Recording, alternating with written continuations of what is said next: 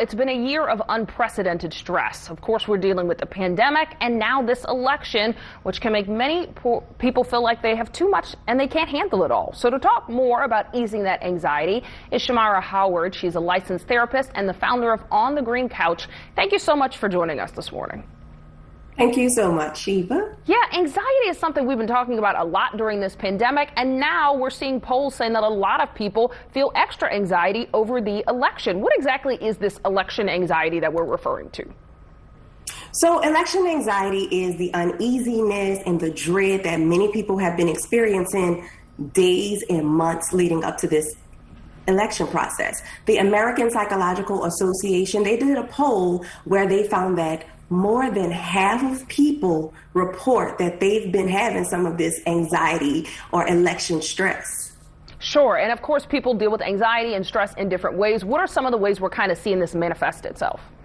Yeah, so anxiety is something that is normal. We all have anxiety. It's our normal response to stress, right? Like, so if we're starting a new job or we are doing some type of public speaking, we have that uneasiness that's there. So the anxiety around the election is different. It's specifically related to the election. So if you notice that you're more on edge, if you're irritable more lately, if you're having trouble concentrating, if your productivity at work is decreased, if your intimacy has been blocked, and also, of course, if you are having more fatigue than usual, you might be having some election anxiety.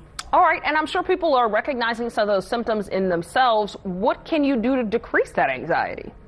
Well, let's beat this election anxiety, right? So many people are experiencing election anxiety for various reasons around this election process. They're taking it out on family, friends, and people on the internet with civil and uncivil dialogue, right? So let's break away. Let's take some time, use the rest of the day, schedule some breaks away from the media, away from social media, and just relax. Enjoy some books, enjoy some shows that you might have wanted to catch up on, or just hang out with people. Schedule like maybe a couple times throughout the day where you might check in. Allow, and let's go ahead and expect nothing. There's so much freedom in allowing yourself just to have no expectations around things you can't control, and then allow your feelings to come in. So don't ignore the feelings, feel the feelings, but allow the feelings to be travelers. Don't let them be residents. Feelings want to be travelers. They just want to come in